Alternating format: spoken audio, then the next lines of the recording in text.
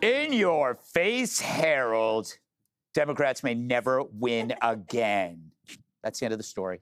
If these 2030 census projections hold up, according to new data, Democrats are likely to lose at least 10 House seats as folks bail on high state blue states for red state sanity. And that could spell doom for any Democrat trying to cross 270 electoral votes. CNN's data nerd is breaking it down. Should set off a flashing red siren to Democrats nationwide. The biggest population growth this decade? All 5 of the states that Donald John Trump won. The lowest domestic net migration this decade. All 5 of the states that were won by Kamala Harris in 2024. We got a red state boom going on, a blue state depression going on, people moving from the blue states to the red states. And if it holds for 2030, well, it would make the Democratic nominee for president's job of winning the Electoral College that much more difficult. I could see him doing Pilates and Adderall, Dana. You know, people are leaving these liberal dystopians, these sanctuary cities, for something that's not like that, but then they bring their ideas with them. Not necessarily. So yes, sometimes, and I think Colorado is a very good example of that. When I was a kid growing up, that was a reliably red state. And when they talk about the Californication of Colorado, then what do you have? You have like a definitely reliably blue state. It just passed right over purple. It goes back to Governor Uhal. There's nobody in California that is leaving because they're sick of sunshine and beaches and the sports teams and the good weather. They're leaving because they cannot take it anymore. They can't afford to live there, and they want a better life for themselves. I think it's very interesting if you look ahead. If you're somebody like a Harry Enten who says, I'm just trying to be the warning. I'm just warning you guys that this is what's going to happen. Do you know how hard it is when like Hemmer's at the board and we're like, who's going to get to 270? If elections become much, much easier for Republicans because of this, that is just real world consequences for terrible policies. Exactly. And so, Harold, I want to go to you next, and I hope that you surprise me with your answer. So, do you think we might be undergoing a natural kind of like inevitable split, like a peaceful split where the people who just don't like liberal policies are going to move here and the people that are rich enough to endure liberal policies stay? I hope not. I think what Dana said is something we should take into account. I remember when New York and California in my lifetime both had Republican governors. I'm a believer that performance means a lot more, and I'll use the word, no pun intended, performance trumps population patterns all the time. President Trump was a unique and transformational figure in politics. He got union households in Michigan, Wisconsin, Pennsylvania to vote for him. These are the same states that less than 15 years ago, Barack Obama won in 2012 and 2008. Bill Clinton in my lifetime was transformative as a Democrat because he helped everyday working class white Americans come back to the party after Ronald Reagan famously got Reagan Democrats in Michigan and Pennsylvania to vote for him. At the end of the day, it's always about performance. Ask the Republican state Senate candidate in Texas who lost the district that President Trump had won by 17 points. She lost by 31 points. 14 points, a 31-point turnaround. I'm not saying the Democrats should read any more into this than this one thing.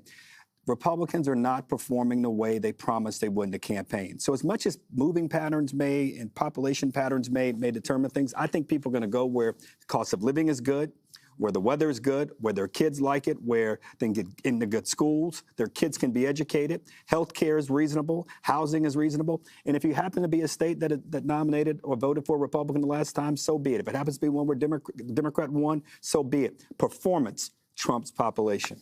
But Emily, Harold conveniently ignores the fact that all the blue cities suck. I don't know of any. Well, in terms of taxes, and do we have any red cities? We have red states. Yeah, we have red states, but are there red cities? Of course, there are red cities. Even in Nashville is not a red city. No, it's not a red city. You guys run all the cities. San Diego, maybe. San Diego. It used to be. Yeah. Yeah, I just see that, the point about performance, like, people don't uproot their lives for slogans. They uproot their lives because they realize that they're sick and tired of living in a 5-foot by 5-foot rat-infested socialist crap hole. They want their children to be educated without being told that they can't put a Bible in their backpack. I mean, the freedom that people exercised during COVID to say, oh, thank God, I don't have to live here. I don't have to commute, physically.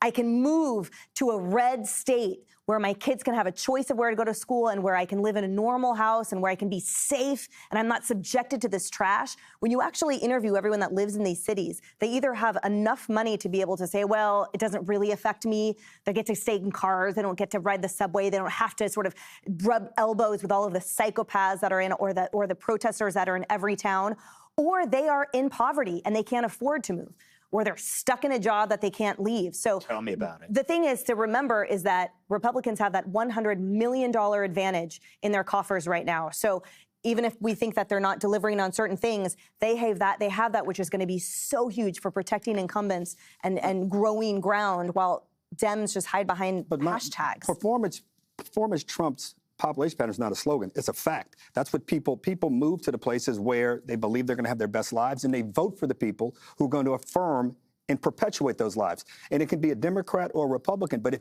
anyone stays trapped in the notion that Democrats run the worst things, Republicans run the best things, I would just argue with you that the history of America proves you wrong. My theory, I'm sorry, Jesse, I thought you were talking. My bad, brother. Harold, calm down. We're going to have to ask you to leave. I hate it when he gets like this. Jesse, isn't it kind of more like an age thing where young people flock to the city? I'm going to go to New York. I'm going to go to Los Angeles. Yeah. And then all of a sudden, maybe they get married, and if they're lucky, they settle down, and then they go, I got to get the hell out of here because I can't live a normal life here. Right, and they move out. It's called voting with your feet.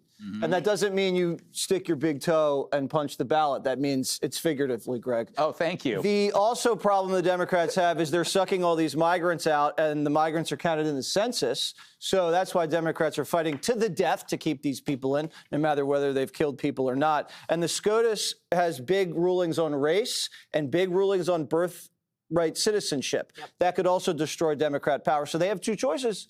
You guys are either going to have to reopen the border, deliver amnesty to everybody, make D.C. and Puerto Rico a state, or you might have to reach across the aisle, Harold, and maybe persuade people that your policies are better instead of just importing voters. Yeah, maybe actually Your work choice. on some ideas, Harold.